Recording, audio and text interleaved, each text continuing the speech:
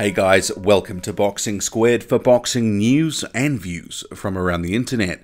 The final news conference for this week's Anthony Joshua vs Joseph Parker unification showdown in Wales. It's thrown up quite a few interesting points that I want to get into. First off though, David Higgins of Duco Events and more broadly Team Parker, they've been trying in recent weeks to try carve out their own path with the media, try get their messages across to the masses their own way, as opposed to being consumed by the matchroom machine. So in the lead up to this news conference, what we did see was David Higgins trying to make an issue out of Anthony Joshua's timeliness, accusing him of being late to scheduled events. And Higgins, he was adamant the presser would be starting on time with or without AJ. It was another broadside designed to try create a bit of niggle, try get in Anthony Joshua's head. But what we ultimately had was the event running 10 minutes behind schedule. And Higgins, he didn't attempt to start things without Joshua. He didn't get up on the podium, start talking in the mic. It ran 10 minutes behind time. But what he did try to do once things were underway was to try and get one over Eddie Hearn, who you may remember was one up after the January press conference, when he accused David Higgins of letting his bum deceive him by not going in on AJ to AJ's face. However, Higgins' efforts this time around, the second time, it kind of fell a little bit flat in my view. Check it out. First, I would like to thank Anthony Joshua for being punctual today. We appreciate it. Second, I'd like to let Eddie Hearn and Anthony Joshua know that I won't be taking any bait from them. Eddie is definitely the second best promoter in the world, but him and I, our job is done. It's not about you, Eddie, and it's not about me. So I'm going to say very little today. In fact, I'm going to let Joseph Parker do most of the talking today, and I challenge Eddie Hearn to allow Anthony Joshua to speak for himself and not shield him, and let him speak freely. And if Eddie comes at me trying to bait me, I'll get off the stage and I'll challenge him to do the same. David, I do want to ask you one thing before we move to Joseph and Kevin. and that is that you say that Anthony Joshua's been different in the build-up, that he's not sleeping as well. Can you clarify that? Oh, look, I think if you read his comments, they speak for themselves. I don't know, but if your leg doesn't stop shaking, I'm going to have to move. Stop talking, Eddie. We can smell the silver spoon on your breath. There's only one thing I can smell on your breath, and that's last night's activities. One of the other issues that Higgins and co. they've been trying to make much of in the past week is the alleged snub of New Zealand and Samoan media by Anthony Joshua at Joshua's recent media day.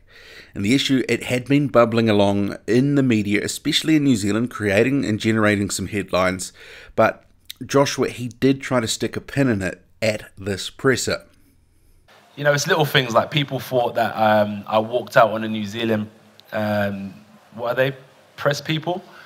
But that wasn't the case as such. It was because I was there from 10:30 in the morning till 5, and I had to be back in the gym at 6:30 to train, and I hadn't eaten. So it wouldn't have mattered if it was the African press, the Chinese press, or the Russian or New Zealand press. It was just that I told my PR team, is that, can I make a move now? Because I've got to be back in an hour and a half. And do they mind waiting? And then when I return and I get ready, we can conduct the interview. But, you know, they didn't want to wait. So I said, look, with all due respect, I have to focus on my training. So the fear of losing is that unless I take care of my business, no one's going to want to interview me anyway. This press conference, it was, much what we expected them to say and do. They looked relatively confident, both looked relaxed. So I'll cut to a couple of clips of Joshua first. And what they were saying, it was largely what we would have expected. But, I mean, they have to do these things, and we expect them to say certain things. And I guess from that standpoint, we did get what we thought we would get. So you've got two sides of it. I'm definitely preparing for a 12-round fight. 110%, which isn't a problem to go the distance. But let's say I've got 20 quid in my pocket and I'm looking at Joseph Parker and Anthony Joshua. I believe Anthony Joshua, myself, will knock Joseph Parker out for sure. Every fight's a blessing, whether it's Joseph Parker sitting here or X sitting here. I feel like every fight's a blessing and every fight will have reason in the long run. Do you know where I'm coming from? So, yeah, it's Parker. That's the reality of things. And it's a blessing. He's a champion. He's done well for himself. And he's someone who will add something to my life journey, you know what I mean? So I'm looking forward to Saturday, and it will all be over Sunday, and I'll look back and learn from it and move forward. And Joshua also sought to address the issue of his weight when he was asked about it. I don't know what my weight will be, because it's a blessing being a heavyweight. I haven't got to worry about that. But I do know for sure that I feel great, and not only physically, you know, a long time, well, like, let's say I've been boxing amateur and professional for 10 years now altogether.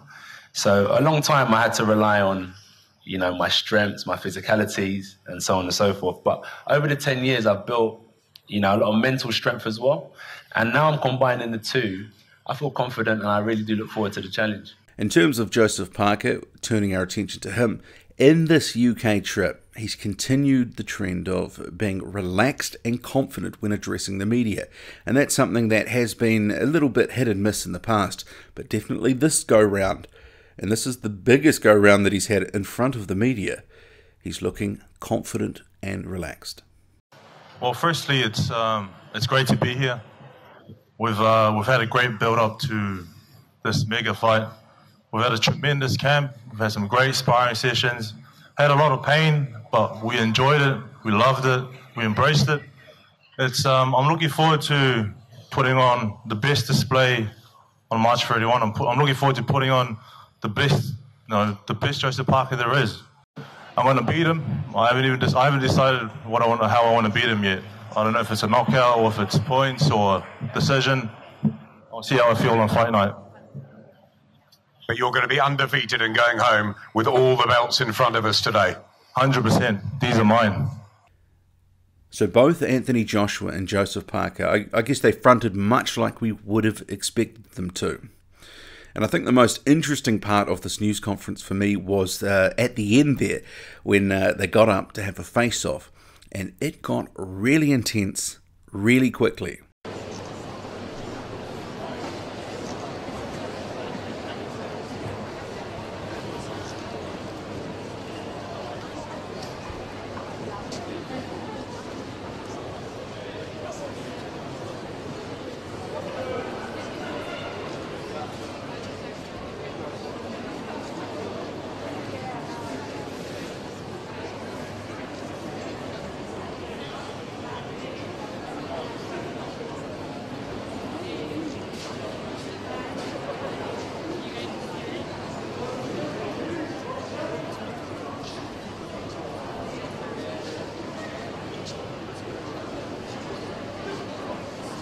In terms of what I see there, Joseph Parker and Anthony Joshua, they just want to get in the ring now. There's been a lot of niggle in this build-up, still bubbling along. You can tell they're over it. They want to get in the ring. They want to touch each other up and really put on the hurt. What do you make of it all? Interested in your thoughts on the final presser. Tell me what you thought about the face-off. And was there anything that you picked up on that you saw as an advantage for either guy? Or like me, do you think, largely it was what we expected? I thought the most interesting and funny parts were David Higgins attempting to try get one over Eddie Hearn, but debatable whether he did. Actually, he probably didn't. But drop a comment, loud and often. Hit like, hit subscribe, follow me on Twitter, boxing_squared. I'm out.